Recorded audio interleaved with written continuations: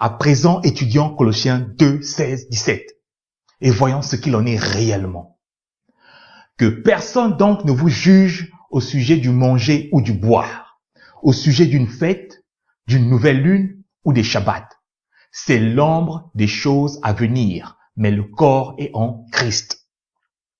On sous-entend généralement que ceux qui jugeaient les chrétiens de Colosse au sujet du boire, au sujet du manger, d'une nouvelle lune, des Shabbats, étaient des pharisiens légalistes qui voulaient imposer leur loi sur des païens nouvellement convertis. Cette interprétation est fausse et hors contexte si l'on lit la lettre aux Colossiens et si l'on prend le temps d'étudier la culture colossienne du 1er siècle.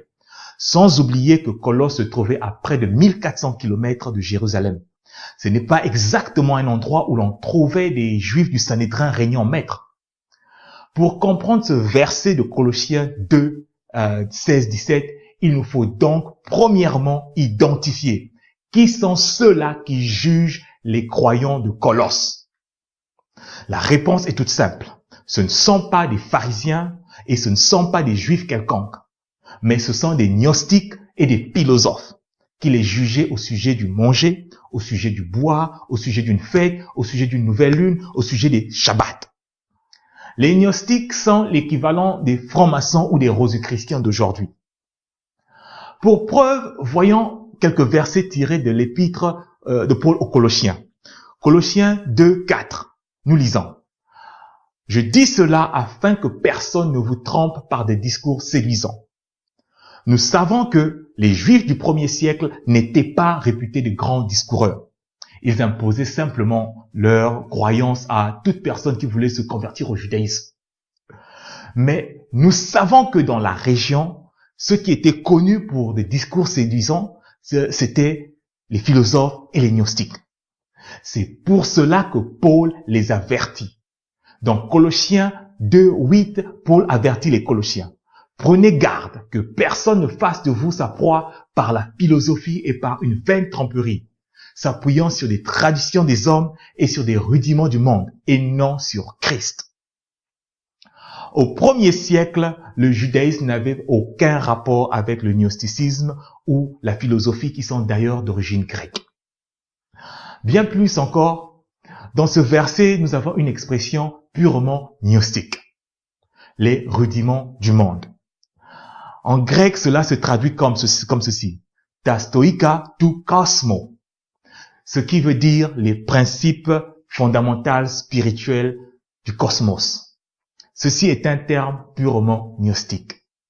Les gnostiques sont également reconnus pour leur croyance au culte des anges déchus, donc des démons, pour obtenir la connaissance des secrets divins et spirituels pour le salut de leurs âmes. C'est pour cela que l'apôtre Paul les avertit encore. Qu'aucun homme, sous l'apparence d'humilité et par un culte des anges, ne vous ravisse à son gré le prix de la course, tandis qu'il s'abandonne à ses visions et qu'il est enflé d'un vain orgueil par ses pensées charnelles. Le culte des anges était passible de mort chez les Juifs du 1er siècle.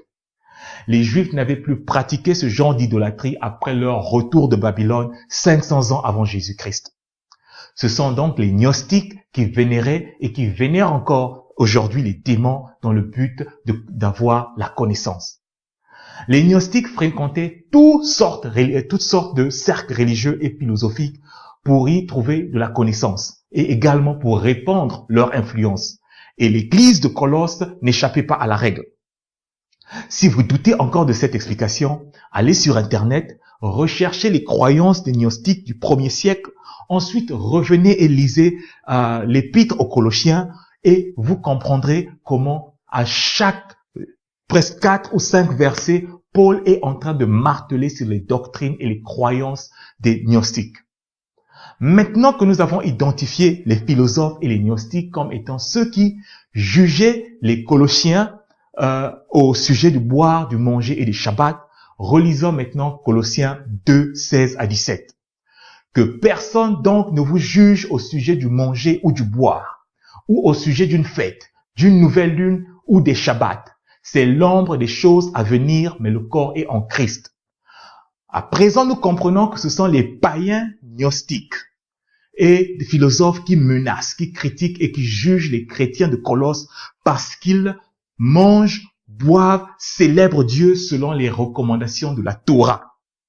Paul disait donc aux Colossiens que les païens, les philosophes, les gnostiques n'ont aucun droit de vous juger parce que vous ne buvez plus le sang des animaux, parce que vous ne mangez plus les viandes étouffées et impures, parce que vous ne mangez plus les viandes sacrifiées aux idoles. Paul leur disait que personne ne vous juge parce que vous ne voulez plus observer le calendrier du culte du soleil gnostique. Ce qu'il disait, c'est que les païens, les philosophes et les gnostiques ne vous jugent pas parce que vous observez à présent les fêtes bibliques, les Shabbats de Yahweh selon le calendrier et de la Torah, qui sont l'ombre des choses à venir, c'est-à-dire qui sont des prophètes, qui sont prophétiques.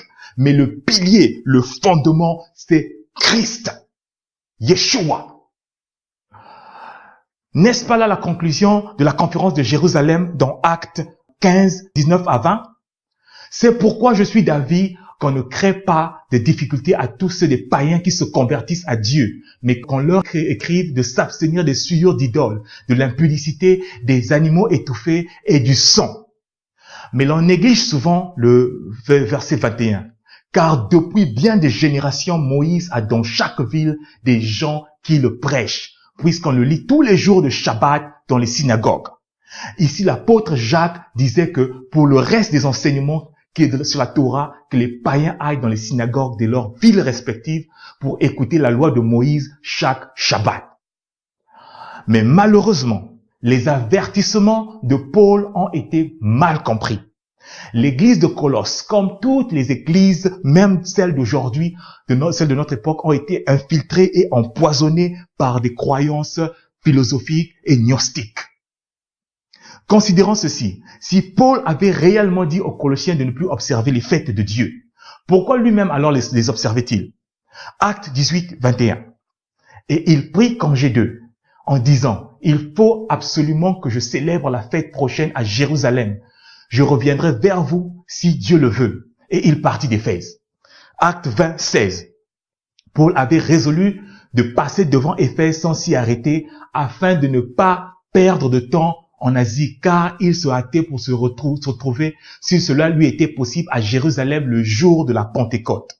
Alors, soit Paul est mal compris, soit c'est un hypocrite qui enseigne une chose et il ne vit pas selon son enseignement. Ceux qui accusent Paul d'avoir enseigné que la loi a été abolie omettent bien souvent les versets suivants tirés des lettres de l'apôtre Paul lui-même. 1 Timothée 1, 8. Nous n'ignorons pas que la loi est bonne, pourvu qu'on en fasse un usage légitime. Romains 3, 13. Anéantissons-nous donc la loi par la foi? Loin de là. Au contraire, nous confirmons la Torah. Romains 7, 12. La loi est donc sainte, le commandement est saint, juste et bon. Romains 7, 14. Nous savons en effet que la loi est spirituelle. La Torah est spirituelle. Romains 7, 22. Car je prends plaisir à la Torah de Dieu, selon l'homme intérieur. Romains 8, 7. Car l'affection de la chair est inimitié contre Dieu, parce qu'elle ne se soumet pas à la Torah de Dieu, et qu'elle ne le peut même pas. Acte 21, 24. L'apôtre Jacques dit à Paul, et ainsi tous sauront que ce qu'ils ont entendu dire sur ton compte est faux, mais toi aussi, tu te conduis en observateur de la loi. À présent, écoutons la défense de l'apôtre Paul contre les enseignants et les pasteurs du 21e siècle qui l'accusent d'avoir enseigné que la loi a été abolie. Acte 24, 14 à 15. Il ne saurait prouver ce dont il m'accuse maintenant. Je t'avoue bien que je sers le Dieu de mes pères, selon la voie qu'ils appellent une secte, croyant tout ce qui est écrit dans la loi et dans les prophètes. Paul entreprit sa défense en disant « Je n'ai rien fait de coupable, ni contre la loi des Juifs, ni contre le temple, ni contre César. » Nous espérons que tout ceci a été instructif. Nous allons maintenant mettre un terme à notre étude biblique d'aujourd'hui. Si vous avez des questions, je vous prie, écrivez-nous. Vous connaîtrez la vérité et la vérité vous affranchira. Jusqu'à la prochaine.